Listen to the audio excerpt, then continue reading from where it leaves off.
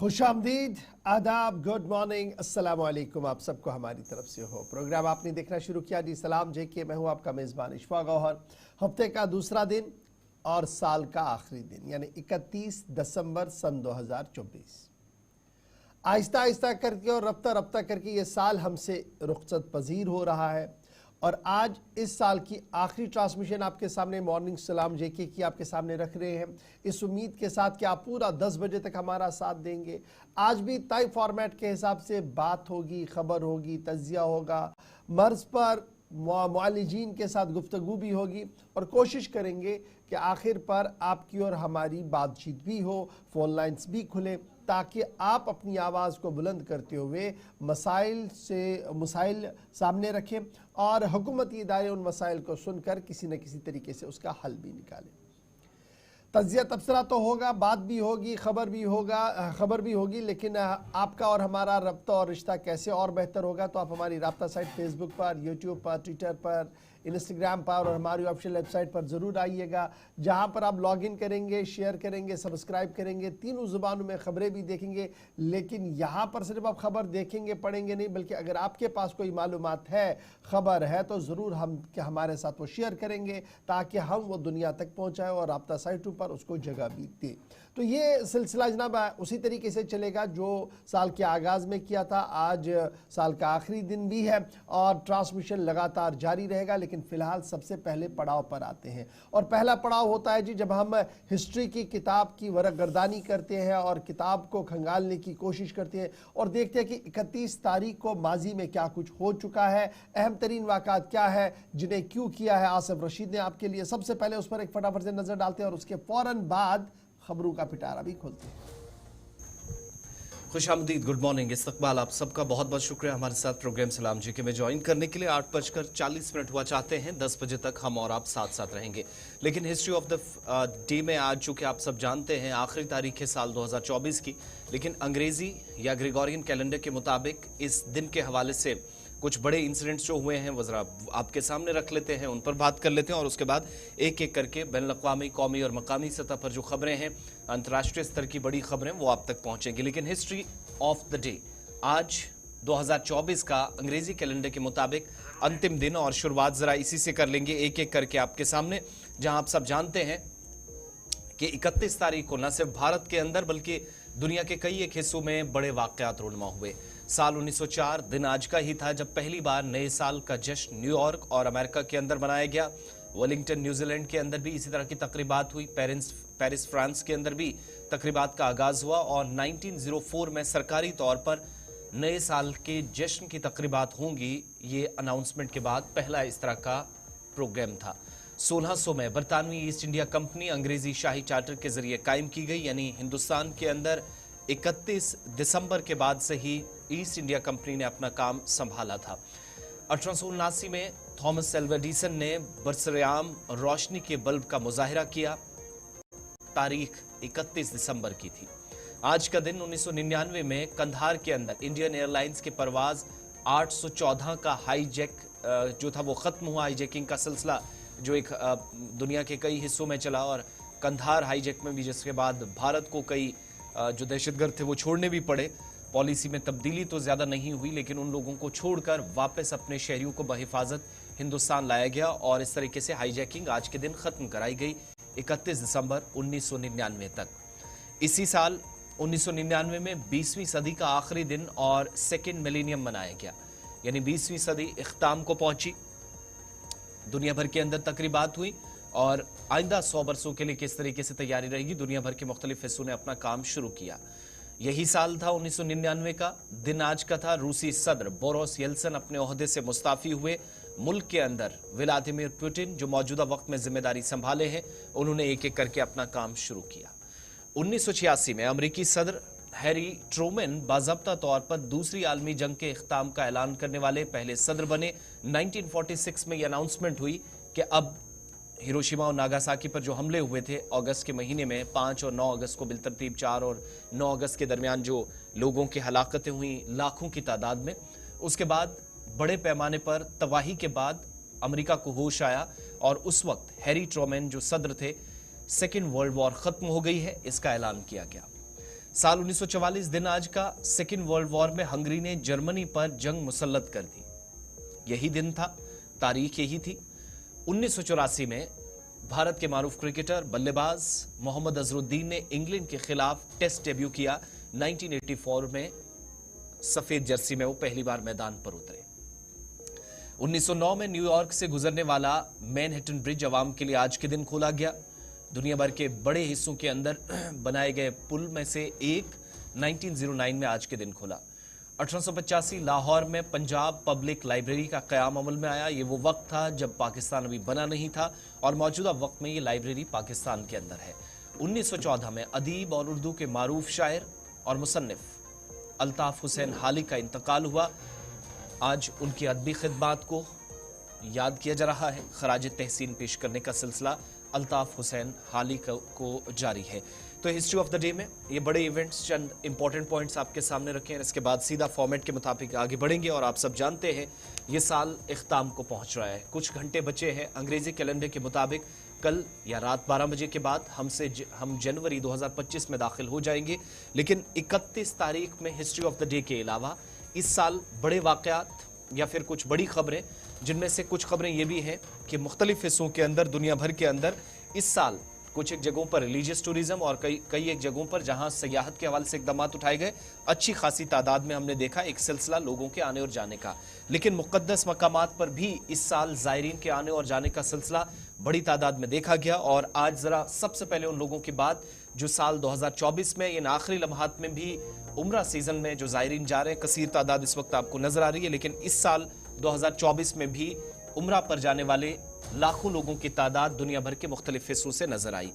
पता ये चलता है कि इस्लामी साल के पहले सहवाई में दुनिया भर से तकरीबन 14,86,880 ज़ायरीन मस्जिदुल हरमैन शरीफैन पहुंचे, उम्रा करने के लिए पहुंचे। और उम्रा सीजन में सबसे ज्यादा तादाद किसी मुल्क की अगर रिकॉर्ड की गई तो वो इंडोनेशिया की थी। इसके अलावा इन 14,86,880 ज़ायरीन जो मस्जिद हरमैन शरीफैन पहुंचे, सऊदी अरब की हुकूमत के मुताबिक, इंतजामिया के मुताबिक मौजूदा उम्रा सीजन में भी सबसे ज्यादा ज़ायरीन का ताल्लुक या जो रिकॉर्ड सीजन में कहीं से ज्यादा ज़ायरीन की तादाद थी तो वो इंडोनेशिया से थी, जहां के 14 लाख में से 4,49,696 उम्रा ज़ायरीन सऊदी अरब पहुंचे। इसके अलावा 3 माह के अंदर पाकिस्तान से 2,87,000 ज़ायरीन ने मस्जिद नबवी सल्लल्लाहु अलैहि वसल्लम या रोज़ा रसूल पर हाज़री दी। सरकार के मुताबिक या मकामी जो इंतज़ामिया सऊदी अरब की है वो बताती है कि भारत से भी इस साल ज़ायरीन के जाने का जो सिलसिला था वो 1,79,000 तक पहुंचा और इराक से 1,22,000 और बांग्लादेश से 76,940 उम्रा ज़ायरीन इस बार सऊदी अरब गए। पाकिस्तान दूसरे नंबर पर, तीसरे नंबर पर भारत, चौथे नंबर पर इराक, 5वें नंबर पर बांग्लादेश, लेकिन सरे फहरिस्त इंडोनेशिया 4,76,940 ज़ायरीन के साथ साल 2024 में।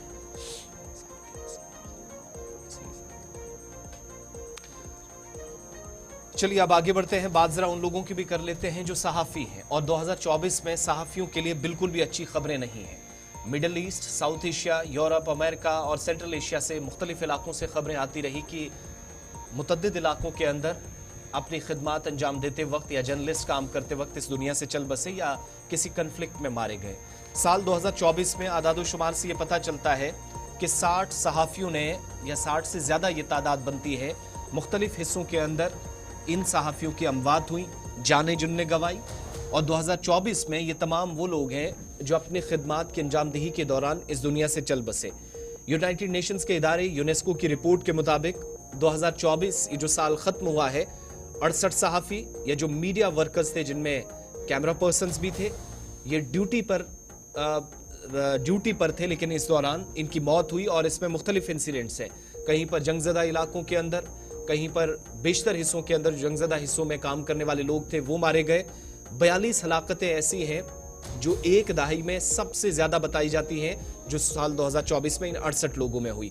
लेकिन सब आप जानते हैं कि मिडल ईस्ट के अंदर एक ऐसा खिता जो इस वक्त परेशानी का सबब पूरी दुनिया के लिए शायद है, वो है गज़ा पट्टी के अंदर। और फ़लस्तीन पर जो कार्रवाइयाँ इजराइल फोर्सेस की जानिब से की गई है, इस साल यूनेस्को की रिपोर्ट के मुताबिक 18 सहाफ़ियों ने इस बार शहादत दी है और दीगर सहाफ़ी जिनका ताल्लुक यूक्रेन से था, जहां पर रूस की तरफ से कार्रवाइयां की गई, वो मारे गए। लेबनान के अंदर मारे गए, जहां पर इजराइल ने हाल ही के दिनों में, आप सबको याद है, 2.5 महीने से वहां पर बमबारी का सिलसिला जारी है। सीरिया के अंदर जहां पर बशार अल असद की हुकूमत पलटी और यहां पर बशार अल असद के रहते हुए भी पहले 10 माह के दौरान हलाकतें हुई। सोमालिया के अंदर जहां पर लूट की वारदातें या फिर 2 गिरोहों के दरमियान लड़ाई का एक सिलसिला एक तवील मुद्दत से चलता है, यहां पर भी तनाजात वाले इलाकों में अपने इन तमाम एरियाज के अंदर 68 से ज्यादा सहाफ़ियों की जाने गई। इनमें बेशतर वो लोग हैं जो मुख्तलिफ इलाकों के अंदर रिपोर्टिंग के दौरान भी टारगेट किए गए और दुनिया भर के अंदर मुख्तलिफ इलाकों के अंदर जो तनाजात वाले इलाके हैं, जिन एरियाज के अंदर कोई कन्फ्लिक्ट है या किसी वजह से पूरी दुनिया के अंदर सरफहरिस्त है या सुर्खियों में रहते हैं, उन एरियाज की रिपोर्ट दुनिया के सामने ना आए, ऐसा भी हमने इसी साल 2024 में देखा कि दौरान लाइव रिपोर्टिंग सहाफ़ियों को निशाना बनाया गया। तो इस रिपोर्ट के मुताबिक 68 से ज्यादा, जबकि आप गजा वाली सूरत हाल की तरफ जाएं तो मकामी मीडिया जो रिपोर्ट करता है वो 100 से ज्यादा सहाफ़ियों को बताता है कि सिर्फ इजराइल की कार्रवाइयां जो 7 अक्टूबर 2023 से हुई है, 45,000 लोगों में 100 से ज्यादा सहाफ़ी हलाक हुए हैं। लेकिन 2024 के आदाद-ओ-शुमार यूनेस्को की तरफ से जारी हुए हैं।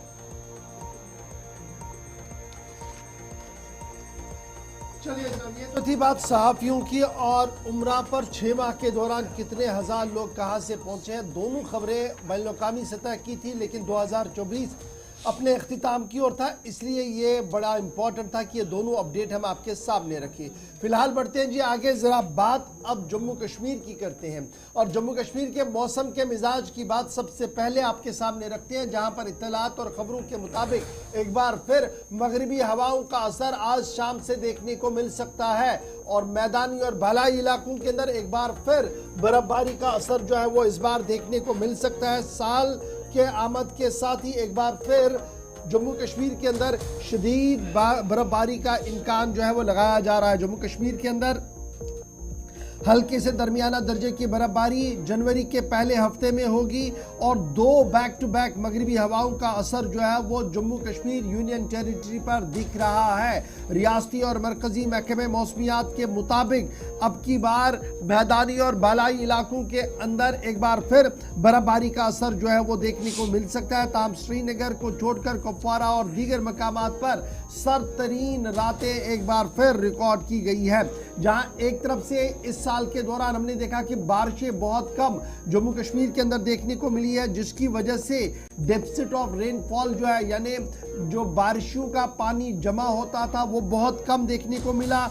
और फिर दिसंबर के आखिरी हफ्ते में जिस तरीके से बर्फबारी हुई, जिससे थोड़ी सी राहत जम्मू कश्मीर के लोगों को मिली, अब वो 70-75% वाला और 80% वाला मामला डाउन होकर तकरीबन 29% सरकारी एदाद-ओ-शुमार जो है वो सामने आ रहा है। लेकिन अभी भी कमोबेश 30% के आसपास डेफिसिट ऑफ रेनफॉल, यानी जो बर्फबारी बारिशें होती थी, मुकर्ररा वक्त पर बर्फबारी होती थी, उसके बरक्स ही हुआ, कम हुई है। और ये देखा गया कि तकरीबन 29% 2024 के आज के दिन में बताई जा रही है। लेकिन अब जब ये रेनफॉल हुई है, जो ये मानसून के बाद जब कमी हुई और उसके बाद बर्फबारी हुई है, उससे थोड़ी बहुत राहत जो है वो ज़रूर सयाहों को भी मिली है, लोगों को भी मिली है, ताजरों को भी मिली है और सब तरह के लोगों को जो इससे कहीं ना कहीं जो है वो उम्मीद से है कि आने वाली गर्मियों में ज़्यादा मुश्किलें नहीं होंगी। लेकिन पिछले हफ्ते से जब बर्फबारी का आगाज़ वादी कश्मीर के अंदर हुआ, शदीद सर्दी का एहसास पिछले कई दिनों से चल रहा था, उससे तिजारती अंजुमनों पर बुरा असर पड़ा है। यानी कुलहुम तिजारत जो जम्मू की थी, कश्मीर की थी, वो डाउन हो गई। और इस वक्त जो एदाद-ओ-शुमार हमारे पास है कि शदीद सर्दी की वजह से तकरीबन 30 से 40% कारोबार पर जो है वो फ़र्क पड़ा है। लोग या तो घरों से बाहर नहीं आ रहे हैं, बाहर आ रहे हैं तो ख़रीद फरोख्त नहीं हो पा रही है, या रस्म रसाइल के मामलात हैं, जिसकी वजह से कम 30 से 40% कारोबार पर बराह रास्त फ़र्क जो है वो पड़ा हुआ है। तो इसलिए याद रखिएगा कि जो लोग नए साल पर वादी कश्मीर के अंदर है या नए साल के बाद 2025 में आना चाहते हैं, तो उनके लिए बड़ी अच्छी खबर यह है कि जम्मू कश्मीर के अंदर अब आप बर्फबारी देख सकते हैं और पूरे हफ्ते के हफ्ते ये बर्फबारी जो है वो वादी कश्मीर के अंदर चल सकती है। नए साल के आगाज़ के साथ ही बैक टू बैक कई वेस्टर्न डिस्टर्बेंसेस का असर जो है वो देखने को मिलेगा। 3 से 6 जनवरी के दरमियान जो है वो लगातार बर्फबारी का इम्कान लगाया गया है। 1 से 2 के दरमियान हल्की से दरमियाना दर्जे की बर्फबारी होगी, लेकिन फिलहाल खबर ये है कि सर्द-तरीन रातें जो है वो मुसलसल देखने को मिले। हमारे 2 नुमाइंदे हमारे साथ ज्वाइन कर चुके हैं। सबसे पहले कुपवारा चलेंगे, जहां से साहिल शमीम हमारे साथ है। श्रीनगर से हमारे साथ सईद इरफान फाजिल भी है। साहिल, गुज़श्ता दिनों जब बर्फबारी हुई थी तो कुपवारा के जो मैदानी इलाके हैं वहां पर कम और बालाई इलाकों के अंदर मत्सिल, गुरेज, टंगडार के अंदर बर्फबारी के आसार जो थे वो कासा देखने को मिले। अब की बार मौसम का मिजाज अभी सुबह सुबह किस तरीके का है, क्योंकि साल अपने इख्तिताम पर है और इतलात यह है कि शाम होते हुए एक बार फिर हल्की से दरमियाना दर्जे की बर्फबारी का इम्कान है। तैयारियां किस तरीके की और मौसम का मिजाज क्या कुछ कह रहा है? जी गौर साहब, मैं आपको बता दूं कि जिस तरह से सरहदी जिले कुपवाड़ा में चंद रोज पहले जो है बॉर्डर इलाकों में बर्फबारी हुई है और मैदानी इलाकों में ना के बराबर हुई है, लेकिन सर्दी में जो है इजाफा हुआ करता था, उसमें थोड़ी सी लोगों को राहत मिली थी। जो खुशक साली थी उसमें लोगों को राहत मिली थी, लेकिन 2 दिन से लगातार यहाँ पर जो है सर्दी जो है वो फिर से हो रही है। बहुत ज्यादा माइनस टेम्परेचर हो रहा है और लोग जो है इस वक्त कहीं ना कहीं जो है मतलब पानी या बिजली के बहुत ही मुतासिर नजर आ रहे हैं। तो अगर हम बात करेंगे, आज जो है चलाई कलान का 10वां दिन है, लेकिन कुपवाड़ा में बर्फबारी नहीं हुई है मैदानी इलाकों में, लेकिन बॉर्डर इलाकों में हुई है। बॉर्डर इलाके के रास्ते जो है, जो टंगडार, केरर, मच्छल, जुमगढ़िया, बाकी जितने भी इलाके हैं वो रास्ते जो है वो आमदोरफ्त के लिए फिलहाल जिला इंतजामिया की जानिब से खोल दिए गए हैं।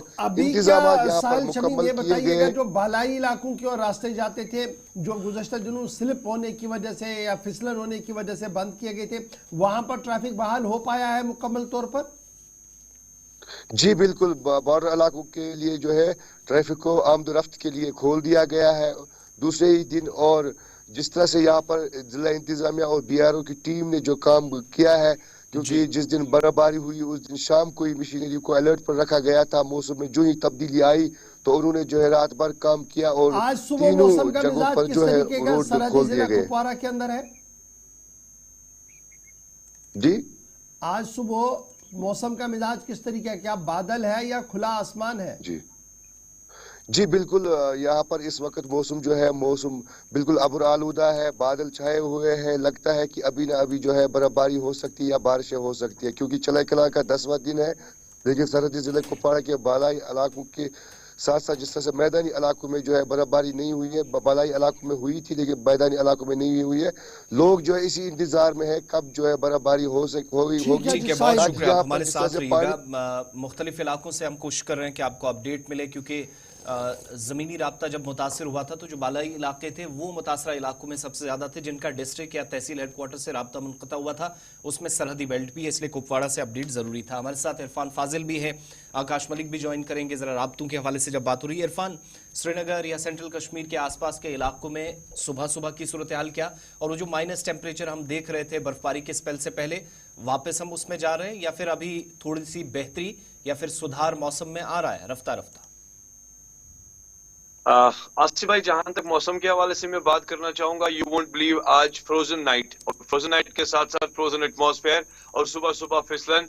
और मैं कहूंगा कि आज नलके वगैरह या जो खासतौर पे जो पाइप्स है वो दोबारा से जैम हो गई है, क्योंकि जिस तरीके से हमने देखा कि लास्ट टाइम जो एक्टिविटी हुई और उस एक्टिविटी में हमने एक देखा फीवर डिस्टर्बेंस जिसने इम्पैक्ट किया स्नोफॉल को लेकर कश्मीर में, खासतौर पे श्रीनगर में बर्फबारी हुई, उसके बाद थोड़ा सा थम गया और उसके बाद धीरे धीरे जो है रात भर हमने देखा कि फिर से ठंड हुई। और आज जिस तरीके से मैं सुबह मॉनिटर कर पा रहा हूँ, जब मैं बाहर निकला तो थोड़ा मैंने देखा कि फिसलन है और जो खासतौर पे जो पाइप्स है, जो टैप्स है, वो जैम हो गई है। मगर there is another one feeble activity from first onward. जैसे अभी तो ड्राई चल रहा है, अब 1 और 2 तारीख को एक और फीबल एक्टिविटी है वेस्टर्न डिस्टर्बेंस, जिसमें मगरबी हवाओं का असर होगा और बर्फबारी के साथ बात बताई जा रही है। मगर 3 और 4 तारीख को जिस तरीके से एक मॉडरेट स्नोफॉल के बारे में मेट्रोलॉजिकल डिपार्टमेंट ने बताया है कि एक अच्छा खासा इम्पैक्ट स्नोफॉल का होगा, उसका जो है इम्पैक्ट एक पीक एक्टिविटी होगी और वो पीक एक्टिविटी जो है बालाई इलाकों के साथ साथ मैदानी इलाकों में होगी। फिलहाल जहां तक मौसम के हवाले से हमारे साथ रहेगा आकाश मलिक भी हमें ज्वाइन करें। आकाश, तकरीबन 5-6 दिन हो गए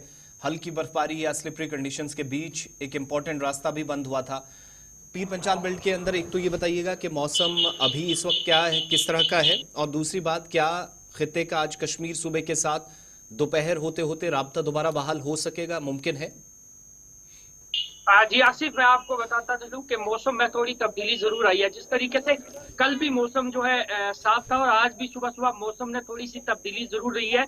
और कल जो है 36 किलोमीटर से जो है स्टार्ट किया था मुगल रोड डिपार्टमेंट ने, टुवर्ड्स देर शाम को ही जो है टुवर्ड्स पीर गली तक जो है टच कर गए थे। और देर शाम को ही जो है इस शाहरा पर नमक छिड़ने का काम भी शुरू कर लिया गया था मुगल रोड डिपार्टमेंट की तरफ से, क्योंकि जो है फ्लॉक्स कोहरा बहुत है जिसकी वजह से गाड़ी चलने का बड़ा मुश्किल है।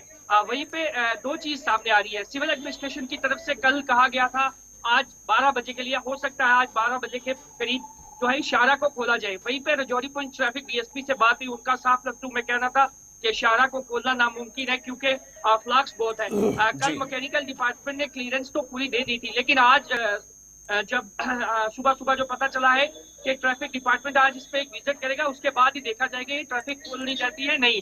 लेकिन वहीं पे जिस तरह मौसम और गार्ड की तरफ से बताया जाता है कि आने वाले 2 या 3 तारीख के बाद जो है हैवी स्नोफॉल फिर से इस एरिया में पीर पंजाल के अपर चीज में होगी, उसको लेके जो है डीएसपी ट्रैफिक की तरफ से कहा गया है कि इस शाहरा को खोलना नामुमकिन है। क्योंकि सुबह सुबह की बात करें, इस वक्त जो है फ्लक्स कोहरा बहुत है जिसकी वजह से जो है ट्रैफिक को खोलना नामुमकिन है। डीएसपी ट्रैफिक रजौरी पुंछ ने कहा है। जी आसिफ, बहुत बहुत शुक्रिया तफसीलात फराहम करने के लिए। इरफान फाजिल, आकाश मलिक हमारे साथ थे। इससे पहले हम ब्रेक पे जाएं, मौसम के हवाले से जब बात हो रही है तो हाजीबल की तस्वीरें भी आपको दिखा देते हैं। खूबसूरत इलाकों में से एक, कुदरती हुस्न से मालामाल ये इलाका हाजीबल, शुमाली कश्मीर के बारामूला का और उस बेल्ट का जहां पर सयाहों की तवज्जो तो है, लेकिन पहुंचे कैसे ये भी एक मसला है। एक अच्छी खबर यह है कि इस वक्त हम देख रहे हैं इस खूबसूरत इलाके के अंदर कुछ लोगों के आने का सिलसिला शुरू हुआ है। चंद लोग जो साउथ इंडिया से यहाँ पर पहुंचे और बड़ा दूर दराज इलाका है, सहूलियात का यहाँ पर फुकदान नजर आता है। अच्छी बात यह है कि राब्ता सड़क को अभी तक जो हमारे नुमाइंदे बता रहे हैं कि जो इस अपर बेल्ट को कनेक्ट करती है वो बहाल कर दी गई है। बर्फ हटाने का काम पहले दिन से शुरू हो गया था जब मौसम थोड़ा बेहतर हुआ था। कल से फिर ये रास्ता बंद हो सकता है, लेकिन हाजीबल ये वो इलाका जो बेहतरीन मकामात में से आप देखेंगे तो टॉप ऑफ द लिस्ट उन एरियाज में जो 75 या 76 खूबसूरत मकामात की आइडेंटिफिकेशन इंतजामिया की तरफ से या जम्मू कश्मीर लेफ्टिनेंट गवर्नर इंतजामिया ने बहुत पहले किया था। अब यहाँ आने वाले लोग क्या कहते हैं, एक छोटी सी रिपोर्ट और उसके बाद सीधा ब्रेक पे भी इस खूबसूरत इलाके की जानिब अगर कोई रुख करना चाह रहे हैं तो एक आध बार वहां पर हमने कोशिश की कि सयाहों से बात हो पाए। गुलिस्तान न्यूज नुमाइंदा इरशाद की रिपोर्ट। बारामूला के पहाड़ी इलाकों की बात करें जहां पे बर्फबारी की वजह से लोगों को काफ़ी सारे दिक्कतों का सामना करना पड़ा, और देखा जाए मुख्तलिफ इलाकों में इस वक्त जो बर्फबारी हुई है लोग काफ़ी ज़्यादा मुतमईन हैं। चाहे हम यहाँ पे पहाड़ी इलाकों की बात करें या मैदानी इलाकों की बात करें, क्योंकि ये जो इलाका है ये हाजीबल बारामूला का इलाका है। यहाँ पे जो दूर दराज स्टेटों या बैरूनी मुल्कों से टूरिस्ट्स आते हैं वो यहाँ पे लुत्फ़ उठा रहे हैं, और मज़ीद हम जानने की कोशिश करेंगे। सबसे पहले अपना नाम बताइए। सादिक जी, सादिक साहब आप कहाँ से? मैं केरला से, लेकिन मैं अबू धाबी से सीधा इधर आया। पहले दफ़ा इधर आया था, इधर बारामूला भी मैं फर्स्ट टाइम है ना इधर। मैं नहीं कैसा लगा यहाँ पे आके? अभी मौसम अच्छा है इधर का, अभी बर्फ शुरू हो गई है। अच्छा है, ये जगह बहुत बहुत सुंदर है। गुलमर्ग गया और पहलगाम में गया, लेकिन वो स्नोफॉल से उधर ऊपर नहीं चला सकता है गाड़ी से। अभी सीधा मैं उसको, मेरा दोस्त है उसी में उसको बुलाया, उसी में उसको बारामूला का ऊपर एक जगह है, वो सबसे अच्छा जगह है, उधर मेरे को घूमने के लेके आओ बोला। गंडोला आपने राइड किया, सबसे अच्छी जगह कौन सी आपको लगी? गंडोला में बुक किया लेकिन वो कैंसिल हो गया ये बर्फ के लिए। तो अभी आप फिलहाल यहीं पे कश्मीर वैली में ही? यस जी, सीधा पंजाब। जाना चाहते हैं, कल से फिर बर्फबारी हो रही है, बर्फ का जरूर या खूबसूरत मौसम का लुत्फ उठा सकते हैं। बेहतरीन मकामात में से एक है, लेकिन थोड़ा सोच समझ कर एडवाइजरी के हिसाब से। क्योंकि श्रीनगर जम्मू कौमी शाहरा के हवाले से कुछ लोग हमारे सोशल मीडिया पर जानना चाहते हैं, तो अभी तक श्रीनगर जम्मू कौमी शाहरा पर गाड़ियों की आवाजाही कंटिन्यू जारी है, लेकिन आज लद्दाख शाहरा भी ओपन हो गई है। हो सकता है हो जाए, अभी नहीं है जी, उसमें भी थोड़ा सा टाइम लगेगा अभी। लेकिन ये कहा गया है कि एहतियात बरतने के लिए बानिहाल से रामबन वाले सेक्टर में थोड़ी बहुत दिक्कत ज़रूर आ रही है चलने में, उसमें थोड़ा सा एहतियात बरतें, और अगर मौसम ख़राब हुआ तो इस शाहरा पर ट्रैफिक को शायद रोक भी दिया जाएगा। इस तरीके की बात जो है वो कही ये जा सुबह रही है। सुबह चूंकि आज हम बता रहे हैं माइनस टेम्परेचर है। जोजिला की तस्वीर जरा एक बार दिखा दीजिएगा, उसके बाद हम ब्रेक पे जाएंगे। सुबह सुबह बहाली का अमल जो मुख्तलिफ इलाकों के अंदर जारी है। अगर दोपहर होते होते मौसम अगर अब आलूद रहा तो जरा मुश्किल हो जाएगा। ये सुबह की तस्वीर है, बीआरओ हुकाम लगी हुई है राब्ता बहाल करने में। कल अगरचे कुछ गाड़ियों को छोड़ने की बात आई थी, लेकिन मुतद्दिद गाड़ियां जो दरमांदा हैं उससे ये पता चलता है कि इस एरिया के अंदर अभी भी ऐसी कोई सिचुएशन नहीं है गाड़ियां चलाई जा सके, और एक रिस्क फैक्टर है, नुकसान हो सकता है। फिर चेन के बगैर गाड़ियों को चलने की इजाज़त नहीं जाती। तो कंगन से ऊपर और जोजिला पास से नीचे की तरफ, ये इंपॉर्टेंट पास है, हादसात से बचा जाए, जानें ज़ाया होती रही हैं। ऐसे तमाम चीज़ों का ख्याल रखते हुए फिलहाल बहाली का अमल इस वक्त बीआरओ हुकाम की जानिब से जारी है।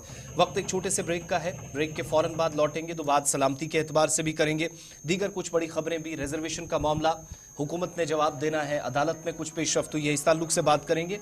और श्रीनगर के अंदर सिक्योरिटी के ताल्लुक से एक अहम तरीन इजलास हुआ, उसका खदोखाल क्या था, मुकम्मल तफसीलात ब्रेक के उस पार।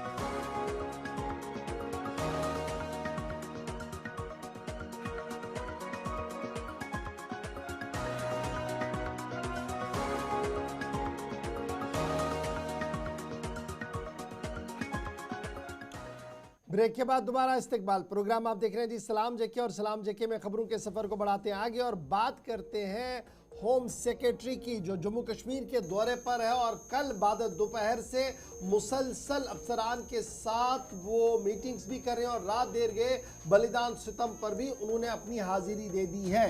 होम सेक्रेटरी जम्मू कश्मीर के अंदर मौजूद है और आज उनके दौरे का दूसरा दिन है। और कल पहले दिन के दौरे पर जहां अंदरूनी सलामती से मामलात पर तबादला ख्याल किया गया, जिसमें सिक्योरिटी के तमाम अफसरान मौजूद रहे, जिनमें GOC 15 कोर और उसके अलावा नगरोटा के जो GOC हैं वो वहां पर मौजूद रहे, डायरेक्टर जनरल पुलिस नलिन प्रभात साहब मौजूद रहे, additional director general law and order Vijay Kumar, additional director general Jammu Anand Jain, inspector general police IGP Kashmir, उसके अलावा border security force CRPF, intelligence bureau और दीगर एजेंसियों के जिम्मेदार कल मीटिंग के अंदर मौजूद रहे, जो तकरीबन 2 बजे के आसपास शुरू हुई है और शाम 5 बजे के बाद ही इख्ताम पजीर हुई है, जिसमें अंदरूनी सलामती के तमाम मामलात पर तबादला ख्याल किया गया और हदफ ये किया गया कि 2025 आखिर तक मुकम्मल तौर पर इंतहा पसंदी और दहशतगर्दी का खात्मा जम्मू कश्मीर से हो और किसी भी तरीके से सिविलियंस निशाना ना बने। इस हवाले से हिकमत अमली को तरतीब दिया गया है। दाखिला सेक्रेटरी गोविंद मोहन, जो जम्मू कश्मीर के दौरे पर है, ने कल अंदरूनी सलामती से मुतल्लिक तमाम मामलात पर तबादला ख्याल किया है और आज वो दीगर मामलात के हवाले से सेंट्रल स्पॉन्सर स्कीम्स या फ्लैगशिप स्कीम्स जो है उनको लेकर अफसरान सिविल एडमिनिस्ट्रेशन के साथ भी तबादला ख्याल करेंगे, जिस दौरान चीफ सेक्रेटरी, एडमिनिस्ट्रेटिव सेक्रेटरीज वहाँ पर मौजूद रहेंगे और होम सेक्रेटरी को ब्रीफ किया जाएगा कि सूरत हाल किस तरीके की है और सेंट्रल स्पॉन्सर्ड स्कीम जो चल रही है उसमें किस तरीके से आगे बढ़ना है। याद रखिएगा, इंफ्रास्ट्रक्चर डेवलपमेंट और दीगर मामलात को लेकर आज अहम तरीन मीटिंग होनी है, जिसके बाद दाखिला सेक्रेटरी साहब जो है वो वापस दिल्ली के लिए रवाना होंगे और इस तरीके से उनका 2 रोज़ा दौरा जो है वो इख्तिताम पजीर होगा। रात देर गए से union home secretary Govind Mohan बलिदान स्तंभ भी पहुंचे।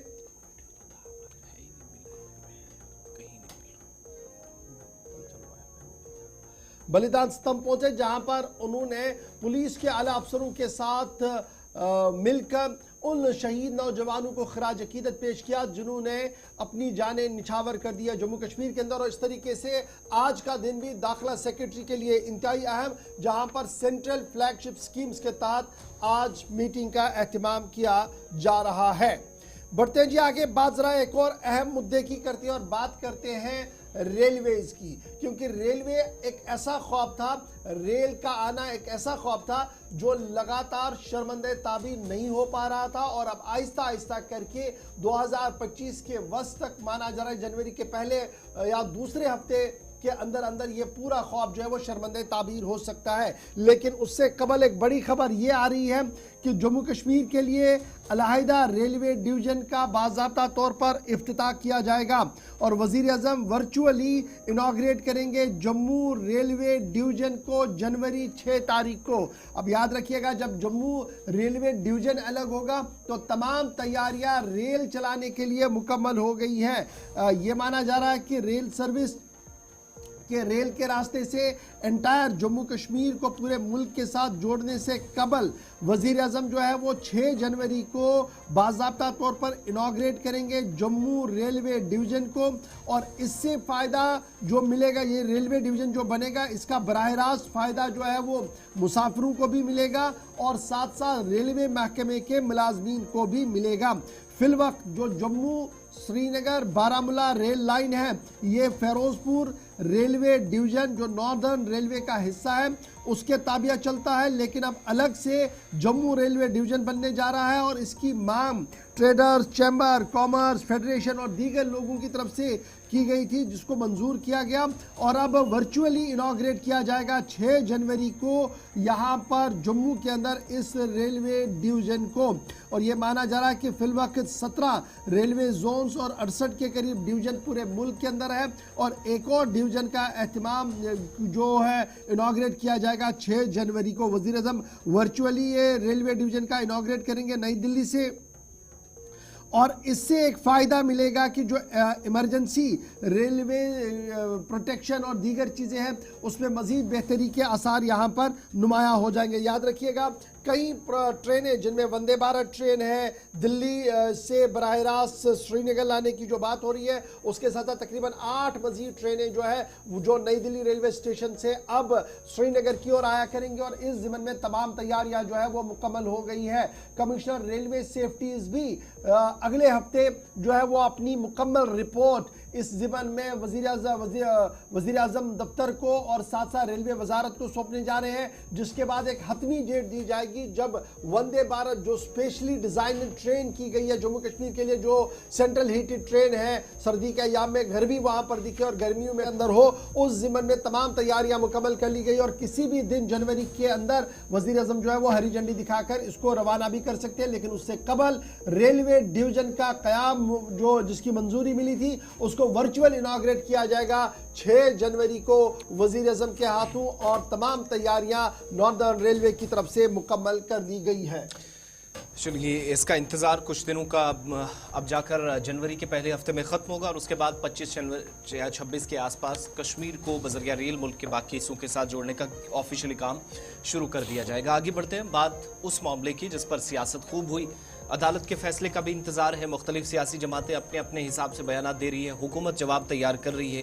एक ज़ैली कमेटी भी काबीना की तश्कील दी गई और मामला रिजर्वेशन का था। इन मुश्किलात का या सवालात का जवाब कैसे तलाशा जाए या मसाइल का हल कैसे हो, ये हुकूमत की जानिब से उमर अब्दुल्ला सरकार के मुताबिक वो इस पर संजीदा है। इन सब के बीच में साल 2005 के जो रिजर्वेशन रूल्स थे उन कवायद में तरमीम के बाद बहुत सारे नए कबीलों को जम्मू कश्मीर के अंदर रिजर्वेशन मिली और इसको बाद में अदालत के अंदर फिर से चैलेंज किया गया।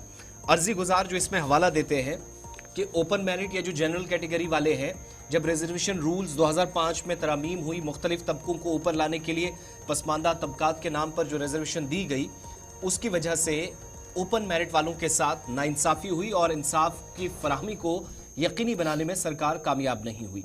हाई कोर्ट ने बाज़ाब्ता तौर पर न सिर्फ हुकूमत बल्कि साथ साथ स्टेक होल्डर्स भी इस सिलसिले में जवाब तलब किया है और अर्जी गुजार जो इसमें 5 लोग जो इसमें हैं, ज़हूर अहमद भट्ट, इशरत नबी, इशफाक अहमद डार, शाहिद बशीर वानी, ये 5 ऐसे एस्पिरेंट्स हैं। इनके अलावा आमिर हमीद लोन, इन्होंने रिजर्वेशन कवानीन में या जो रूल्स में तरमीम हुई थी, अमेंडमेंट हुई थी, उसको चैलेंज किया और ये भी कहा कि नए रूल्स जो है वो आइन की खिलाफ वर्जी करते हैं।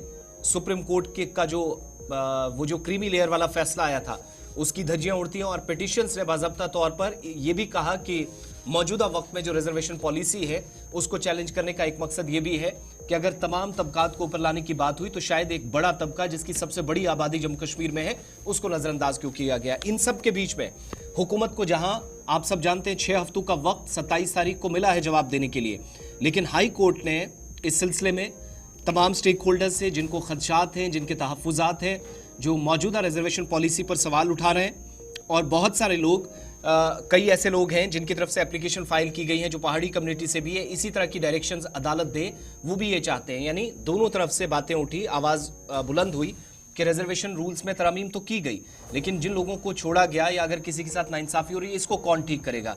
तो हुकूमत इस पर क्या मौक़िफ़ रखती है? एक वो जो 6 हफ्तों के अंदर जवाब देना वो अपनी जगह, लेकिन साथ साथ यहाँ स्टेक होल्डर्स या जिन लोगों को खदशात हैं रिजर्वेशन पॉलिसी पर, एक उनसे जवाब और दूसरी बात हुकूमत की जानिब से एक वाज़ेह पॉलिसी कैसे लाई जाती है, इसका भी इंतज़ार करना होगा। आप सबको याद होगा 27 तारीख को जब फैसला हुआ उससे पहले 25 तारीख को श्रीनगर के अंदर एहतिजाज, आगारुल्लाह मेहदी जिनमें शामिल हुए थे, काफ़ी कंट्रोवर्सी हुई और एक वफद ने वज़ीर आला से मुलाकात की थी जहां उन्होंने 6 माह का वक्त मांगा था। इन सब के बीच में शायद इशफाक इंतजार इस बात का भी होगा कि बिजनेस रूल्स आएंगे, हुकूमत अपने हिसाब से उसके बाद शायद रास्ता थोड़ा आसान अब देखना होगा कि मार्च 6 तारीख अदालत के अंदर तमाम फरीकैन को जो है वो अपना अपना एफिडेविट देना होगा, क्योंकि इसमें जहाँ एक तरफ से कुछ लोग इसकी मुखालफत में थे, वहीं पर पहाड़ी कबीले ने भी अपनी दरख्वास्त डाल दी है और ओपन मेरिट के हक में वो खुलकर सामने आए हैं। अब देखना होगा कि जब एफिडेविट्स की जांच पड़ताल अदालत के अंदर होगी, बैच होगी, तो क्या कुछ होगा। 6 मार्च अगली सुनवाई होगी इस हसास मामले पर जम्मू कश्मीर लद्दाख हाई कोर्ट के अंदर। बढ़ते हैं जी आगे। इस मामले के बाद ज़रा बात करते हैं तरक्की की, क्योंकि 2024 हमारे सामने है, इख्तिताम हो रहा है और कई डेडलाइंस दी गई थी वो काम मुकम्मल करने के लिए, लेकिन काम मुकम्मल नहीं हुए, जिसके बाद मरकज़ी वजारत और उन एजेंसियों के बीच दोबारा से तालमेल बैठा है जिनको ये काम सौंपा गया था या जिन इदारों ने यहाँ पर फंडिंग करनी थी, जिसके बाद ये अब खबर सामने आ रही है कि वर्ल्ड बैंक ने मज़ीद उन प्रोजेक्टों की डेडलाइन जिनकी डेडलाइन खत्म हो रही थी उनकी डेडलाइन को बढ़ाने का फैसला ले लिया और पैसा वागुजार करने की भी बात सामने रखी है। ताहम वर्ल्ड बैंक ने यह साफ कर दिया है कि ये जो डेडलाइन बढ़ा रहे हैं ये हतमी होगी, इसके बाद कोई भी डेडलाइन नहीं बढ़ेगी। और इस तरीके से जम्मू कश्मीर के लिए छठा एक्सटेंशन दिया गया है, इन्हें छठी बार डेडलाइंस बढ़ा दी गई है इंतहाई अहम और हसास प्रोजेक्टों के लिए। और कुल मिलाकर वर्ल्ड बैंक जो है वो 1500 करोड़ रुपया सर्व कर रहा था और जम्मू कश्मीर के तरक्याती मंसूबों पर, और लगातार 6 मरतबा एक्सटेंशन मिलने के बाद एक बार फिर मरकजी वजारत खजाना और वर्ल्ड बैंक के जिम्मेदारों के बीच मशावरत हुई, जिसके बाद यह फैसला हुआ कि हसास प्रोजेक्टों पर जिन पर काम शुरू किया गया है इन्हें इस साल के यानी अगले साल के आखिर तक मुकम्मल किया जाए। और ये 1500 करोड़ रुपए वाले जिनकी मंजूरी पहली गई है इनको आखिरी एक्सटेंशन जो है वो मिला है। अब ये आखिरी एक्सटेंशन मिलने वालों में 2 हसास प्रोजेक्ट है। एक project Jammu Tawi flood recovery project. अब आप समझ सकते हैं जब सैलाब आई थी तो तबाही हर तरफ से थी, जम्मू के अंदर भी श्रीनगर के अंदर भी। उसकी रिकवरी के लिए उसके बाद जो इक़दाम करने थे उसके लिए और रिवर फ्रंट को खूबसूरत जाज़बे नज़र बनाने के लिए थोड़ा बहुत काम ज़रूर हुआ है, लेकिन हतमी काम मुकम्मल नहीं हुआ, जिसके बाद अब इस प्रोजेक्ट को भी अगले साल के 1 साल की डेडलाइन जो वो मिली है। उसके साथ साथ जच्चा बच्चा अस्पताल, जो लाला दत्त अस्पताल श्रीनगर का वाहिद जच्चा बच्चा अस्पताल है, वहाँ पर मैटरनिटी रूम्स को बढ़ाना, अस्पताल बिल्डिंग को बनाना। अगरचे प्रोग्राम बहुत पुराना था, आपको इसी प्रोग्राम में हमने आपको बताया था कि किस तरीके से दोबारा उस पर काम शुरू हुआ है। उस हसास प्रोजेक्ट को भी दोबारा से अप्रूवल दे दी गई है और अप्रूवल 25 सन 2025 के आखिर तक ही है, यानी अगले फाइनेंशियल ईयर से पहले ये दोनों प्रोजेक्टों पर काम मुकम्मल करना होगा, तब जाकर सूरत हाल जो है वो बेहतर हो सकती है। याद रखिएगा ये जो प्रोजेक्ट है ओरिजिनल क्लोजिंग इनकी थी 30 जून 2020। उसके बाद इनकी एक्सटेंशंस बढ़ती रही, 5 बार ये एक्सटेंशंस बढ़ी। 20 के बाद 21 हुआ, 21 के बाद 22 हुआ, 22 के बाद 23 हुआ और बढ़ते बढ़ते अब ये 24 भी चला गया और अब 24 से 25 करने का फैसला भी ले लिया गया है। लेकिन अभी भी सूरत हाल ये है कि ये हसास प्रोजेक्ट और बड़े प्रोजेक्ट चाहे वो जम्मू के अंदर हो, कश्मीर के अंदर हो, क्या ये डेडलाइन को मेट आउट करेंगे, एक बड़ा सवाल है। लेकिन एक अच्छी खबर कि इन्हीं वर्ल्ड बैंक प्रोजेक्टों के तहत एक और अस्पताल जो बोन्स एंड जॉइंट अस्पताल श्रीनगर के अंदर ज़ेर तामीर था, लगभग पाई तकमील तक पहुंचा है और शायद अगले साल के आगाज के साथ ही वहां पर भी इनॉग्रेट किया जाएगा। शिल्पा शर्मा हमारे साथ। शिल्पा, हुकूमत के लिए एक बड़ा चैलेंज है क्योंकि तरक्याती मंसूबे, ये प्रोजेक्ट जो है ये बड़े हाई पावर प्रोजेक्ट्स है, हाई प्रेजेंटेशंस इनकी हुई है, यूनियन होम मिनिस्ट्री इसमें इन्वॉल्व हुई है, लेकिन उसके बावजूद भी जो पेस ऑफ द वर्क होना चाहिए था, जो तेजी के साथ काम होना चाहिए था, वो दिखा नहीं। क्या अकाउंटेबिलिटी का फुकदान है या वाकई तौर पर हुकूमती इदारों को समझ नहीं आ रहा कि काम को कंक्लूड कैसे करें? जी बिल्कुल, देखिए जिस प्रकार से 31 अगस्त 2026 तक जो है वो इसे बढ़ाया गया, एक्सटेंशन जो है वो दी गई है और 31 दिसंबर 2024 तक जो कार्य नहीं हुए हैं, यानी कि तवी रिवर रिकवरी की बात करें, जिस प्रकार से वहां पर जो कार्य नहीं हुए उन कार्य को पूरा करने के लिए जो है वो एक्सटेंशन यहाँ पर दिया गया है। जिस प्रकार से आपने कहा कि LD हॉस्पिटल जो श्रीनगर में है और साथ ही साथ जो 6 पुल हैं उन्हें बनाने के लिए यहाँ पर जो है वो एक्सटेंशन यहाँ पर दिया गया। लगातार एक्सटेंशन पे एक्सटेंशन, यानी कि 5 बार यहाँ पर जो है एक्सटेंशन दी गई, तो साफ तौर पर ये देखने को मिल रहा है कि कहीं न कहीं जो कार्य पूरे समय पर होने चाहिए थे वो कार्य जो है वो पूरे समय पर नहीं हो रहा है और 1500 करोड़ रुपए यहाँ पर जो है वो फंड भी किया गया है। लेकिन देखिए कि काफी लंबे समय से जो कार्य चल रहे हैं, जिस प्रकार से LD हॉस्पिटल्स हो गया या फिर जो 4 पुल है या फिर जो तवी रिवर यहाँ पर जो बन रहा है, तवी रिवर फ्रंट यहाँ पर जो बन रहा है, उसको लेकर पूरी तरीके से किस प्रकार से यहाँ पर जो है वो काफी लंबे समय से कार्य है लेकिन अभी तक वो पूरे नहीं किए गए हैं, तो लगातार एक्सटेंशन दिया जा रहा है। और साफ तौर पर यह कहा गया है वर्ल्ड बैंक के द्वारा कि अब 31 अगस्त 2026 तक ही एक्सटेंशन रहेगा, उसके बाद आगे जो एक्सटेंशन को नहीं बढ़ाया जाएगा। तो उस समय तक, यानी कि 2026 अगर ये कार्य जो है वो पूरे हो जाते हैं तो उसके बाद इस एक्सटेंशन को जो है वो नहीं बढ़ाया जाएगा। तो ये बताइएगा, ये जो प्रोजेक्ट्स पर काम न होना, चलिए कश्मीर की हम बात मान लेते हैं, वहाँ पर मौसम का मिजाज भी है और 2-3 परेशानियाँ हैं, लेकिन जम्मू आते आते एक स्ट्रेच ऑफ वर्क हो सकता था, टाइम बाउंड ये सारी चीज़ें चल सकती है। तभी रिवर फ्रंट की बात करें, साबरमती तर्ज पर जो बनाने की ख्वाब दिखाया गया था उसकी बात करें, और भी कुछ अहम प्रोजेक्ट्स थे, लेकिन यहाँ पर भी तो वही है, कछुए की चाल चल रहे हैं ये सारे प्रोजेक्ट। जी बिल्कुल, देखिए काफी लंबे समय से तवी रिवर फ्रंट की अगर मैं बात करूं तो काफी लंबे समय से ये प्रोजेक्ट जो है वो चल रहा है, और हाल ही में एलजी मनोज सिन्हा के द्वारा ये कहा गया कि एक पार्ट जो है वो इसका कंप्लीट हो चुका है, यानी कि 99% जो है वो कंप्लीट हो चुका है, और अगले पार्ट्स में यानी कि जिस प्रकार से जो है वो काम किया जाएगा, तो कहीं ना कहीं ये उम्मीद लगाई जा रही है कि जो कछुए की चाल यहाँ पर चल रही है उसी प्रकार से अगर काम चला तो कहीं ना कहीं और भी कई साल यहाँ पर लग सकते हैं।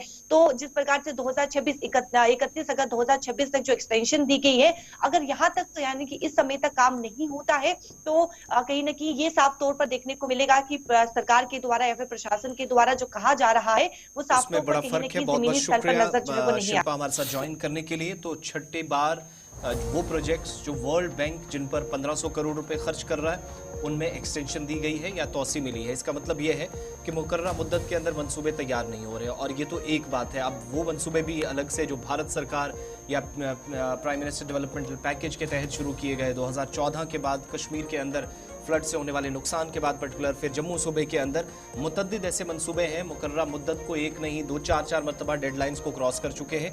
ये सूरत हाल बनी है। ये सिर्फ वो मंसूबों की आपके सामने हमने डिटेल्स थोड़ी सी रखी जो आलमी बैंक जिनके लिए फंड कर रहा है।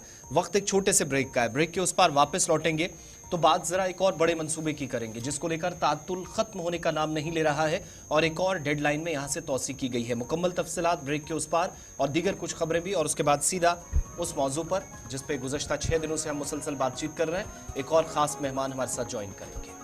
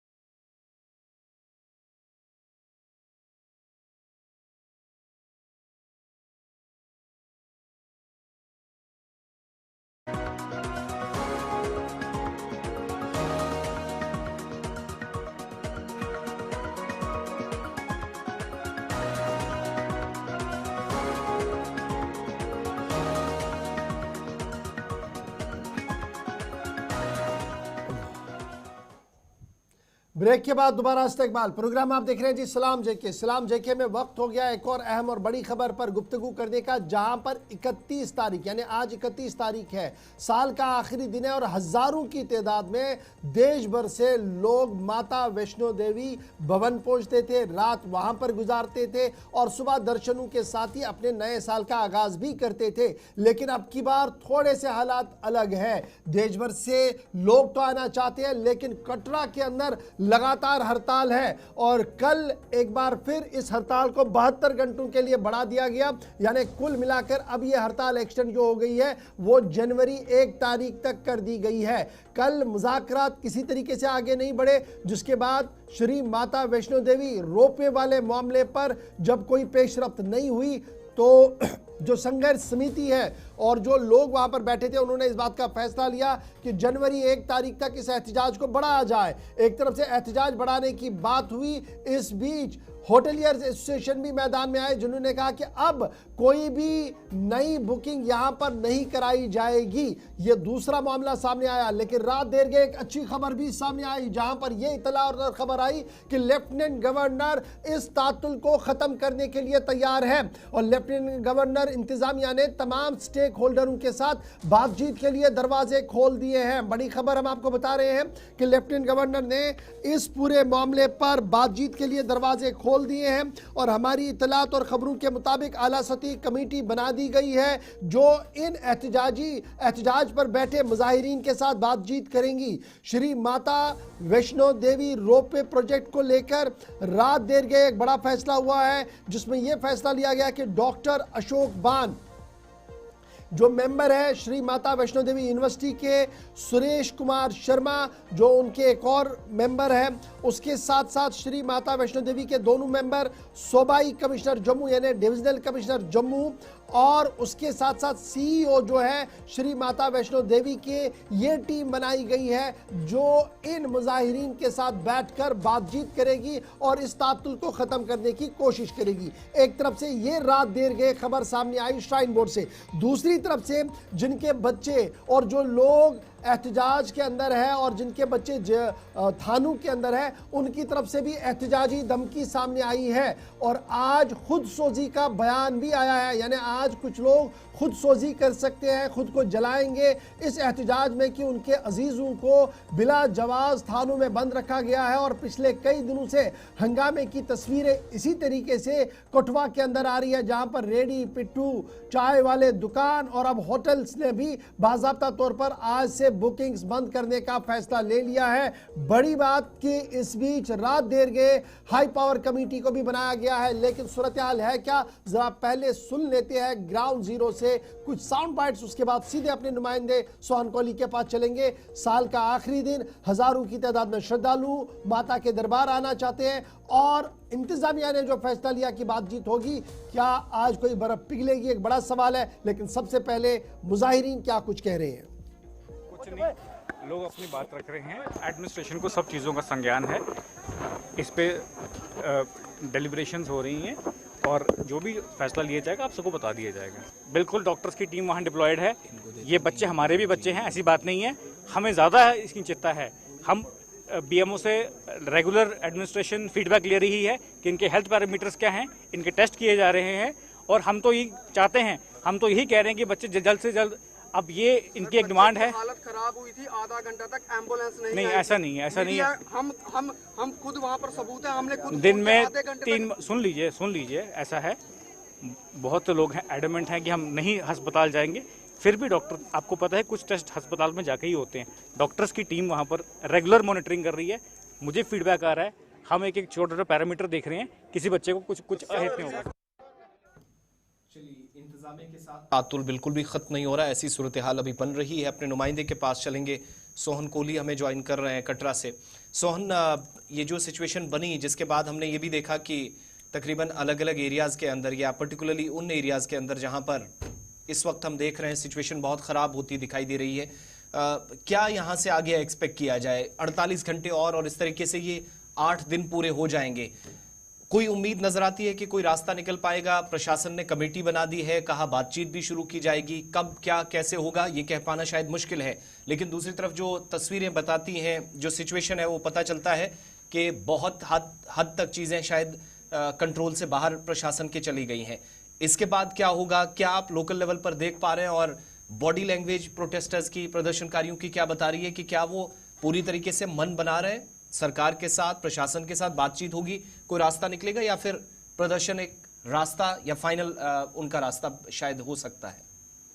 जी बिल्कुल, मैं आपको बता दूं कि आज साल का आखिरी दिन है, 31 दिसंबर है, जहां पे कटरा दुल्हन की तरह सजा होता है, मगर आज कटरा में देखा जाए तो एक महत्तम सा छाया हुआ है। कटरा जो संघर्ष कमेटी है उनका साफ तौर पे ये कहना है कि सबसे पहले जो कि उनको जो डिटेन किए हैं, जो जेल के अंदर हैं, उनको रिहा किया जाए, जो अनशन पे लड़के बैठे हैं उनको उठाया जाए, उसके बाद जो है रोपवे का काम बंद किया जाए, तभी हम अनशन से उठेंगे। अदरवाइज हम यहीं पे मर जाएंगे, यहाँ पे चाहे हमारी लाशें, अगर गंडोला लगेगा तो हमारी लाशों के ऊपर से ही गुजर के लगेगा, मगर तब तक जब तक उनको नहीं छोड़ा जाता तब तक हम यहाँ पे अनशन से उठने वाले नहीं हैं।